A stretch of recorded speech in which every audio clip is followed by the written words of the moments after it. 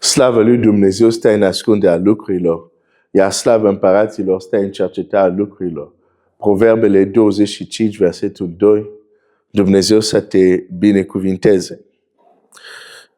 Am zis că o să merg în alte personaje din Scriptură să-ți arăt această realitate a ceea ce am numit sala de antrenament.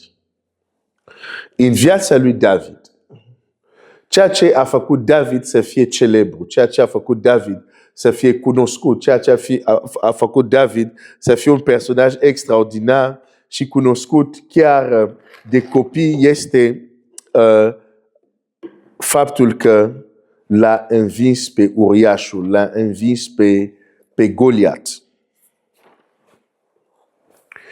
Dar înainte ca David să-l învingă pe Goliat, David a fost în sala de antrenament. Când te uiți la David, omul după inima lui Dumnezeu, când vezi ce calitate de om este, un astfel de om n-are cum să cadă din copac. A fost la sala de antrenament. Și acum aș vrea să-ți vorbesc de un denominator comun la persoanele care trec în sala de antrenament. Vor primi disprețuire de la unele persoane. Nu neapărat de la toată lumea, dar nu poți să fii în sala de antrenament și toată lumea e fericită cu tine. Toată lumea e bucuros cu tine. Nu este adevărat. Vei fi disprețuit de unele persoane. Asta e cazul bun. Vei fi disprețuit de majoritate. Asta când e și mai provocator. Dar te uiți la viața lui David. A crescut într-o familie unde el este disprețuit. Se vede prin modul cum fratele lui vorbește cu el. Când îi zice, unde ai lăsat oile? Cunosc răutatea ta din inimă. Nu i-a vorbit frumos. Deși David s-a dus acolo să le aducă borcane de acasă să mănânce. 8 frați. El e cel mai mic. 3 sunt la câmp de luptă. De ce nu s-a trimis al 4-lea, al 5-lea, al 6-lea? Nu. Dacă trebuie să moară unul, să se ducă David. Frații lui mai mari s-au dus că erau înrolați în armată. Dar, adică Isai, tata, n-avea încotro, trebuia să-i trimită. Dar când a avut acum alegere, care din fii care au rămas acasă să fie trimis la război, David a fost trimis. Pentru că nu era disprețuit. Când prorocul vine, zice, adu fiii tăi. Toți fii sunt în casă, în afară de unul. Încât proroc trebuie să-i spună, acestea sunt toți fiii tăi, că Domnul nu a ales niciunul. Zice, stai că mai e unul. E cu oi. Nu l-am chemat, că nu e important. Nu zice asta Isai, dar asta este atitudine. De aș vrea să înțelegi că David a crescut într-o familie unde a fost disprețuit. Și unul din motiv rațional este că a fost copilul dintr-o altă femeie. Că e așa sau nu. Că știi că mulți zic, nu. Marele David n-are cum să fie născut pentru că el însuși zice, mama m-a zamislit în păcat. Tu la ce crezi că se referă? Că suntem toți păcătoși.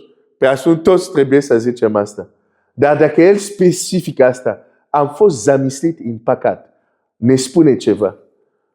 Dacă suntem vrem să fim vrem să jucăm prea sfânt. Nu, mare, n-are cum să se nască dintr-o relație licită.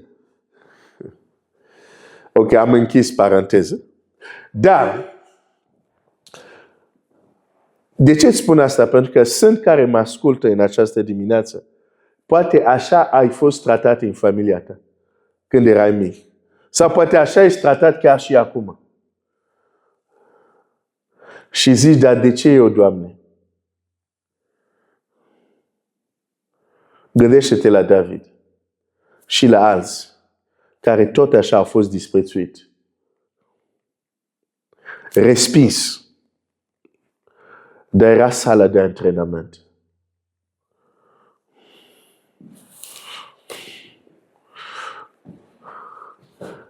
David nu l-a învins pe Goliat doar așa. Nu!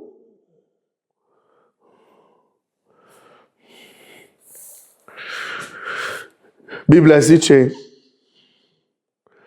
1 Samuel cu 17, versetul 37. Dar David a zis lui Saul, slujitorul tău era pastor la turmele tatălui său. Când venea un leu sau un urs și lua o oaie din turmă, mă duceam după el și lovam și o scapam oaie din gura lui. Dacă se ridica împotriva mea, îl apucam de coamă și îl lovam până îl omoram. Slujitorul tău a omorât leu și ursul, iar cu filistenul acesta, cu acest necircumcins, va fi ca și cu unul dintre ei. Ce i-a dat tărie și curaj să se bată cu Goliat este că în sala de antrenament s-a batut cu leu și cu ursul. Ursul adevărat, nu Winnie. Ursul adevărat.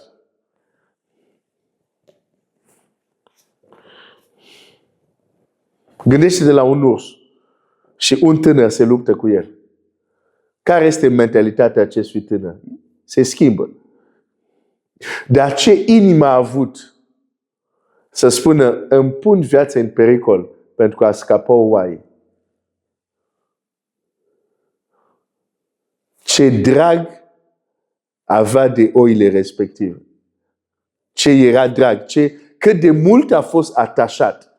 Păi cred și eu, dacă propria ta casă te disprețuiește și singur te tovaraș cu care stai mai mult sunt oi, cred că la un moment dat devin prețioase acele oi pentru tine. Asta e sala de antrenament a lui David. Și dacă a putut să prețuiască oile, nu degeaba mai târziu a putut să prețuiască și oameni. Dacă a putut să aibă grijă de o turmă, nu degeaba Dumnezeu l-a pus împărat la turma lui Dumnezeu. Dar trebuie să taie pentru o școală. Înainte să-l învingă pe Goliat, a trebuit să aibă grijă de leu și de urs. Sala de antrenament nu este un loc plăcut, dar necesar.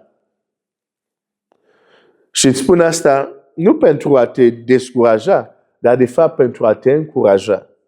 Că dacă ești în sala de antrenament, nu este degeaba, există un scop. Și vei ieși de acolo mai puternic, mai strălucitor. Și vei putea să ajut pe alții. Și vei putea să fii un instrument în mâinile lui Dumnezeu pentru a ajuta cei care au nevoie de ajutor. Și din nou aici vedem la David, ca și la Samson, când s-a luptat cu leu, când s-a luptat cu ursul, când a făcut aceste ispravi mari, tatăl său și toți frații lui nu știau nimic.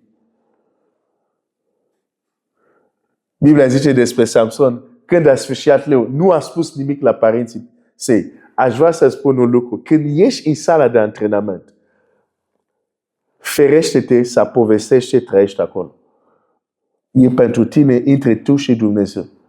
Doar la anumite momente critici poți să începi să vorbești de ce s-a întâmplat în sala ta de antrenament. În cazul lui David aici, doar aici când trebuia să-l convingă pe împărat, stai un pic, tu mă vezi doar un copil, dar nu știi ce am făcut cu ajutorul lui Dumnezeu când eram singur în pustie. Și atunci a dezvăluit, iată ce am făcut, iată ce am făcut. Lasă-mă să mă duc. O să-i tai cap. Îl bat, îl omor. Și Saul n-a avut niciun argument legat de asta și l-a lăsat. dar era singur atunci. Sala de antrenament. Ești un soldat, frate, ești un soldat, soră. Și nu uita că există sala de antrenament. Și e important să facem ce e de făcut timp ce suntem în sala de antrenament.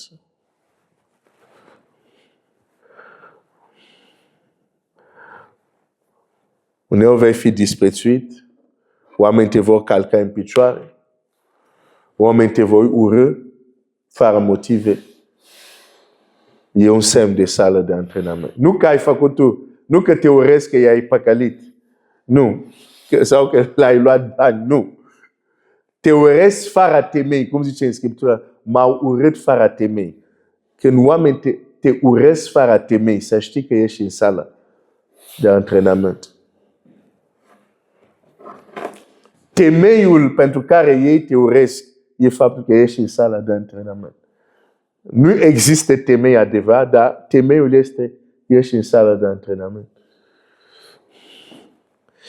Dumnezeu să-ți dea tărie, să-ți dea putere, să devii acel soldat de care Dumnezeu se va folosi pentru slava Lui. Que Dieu te bénisse.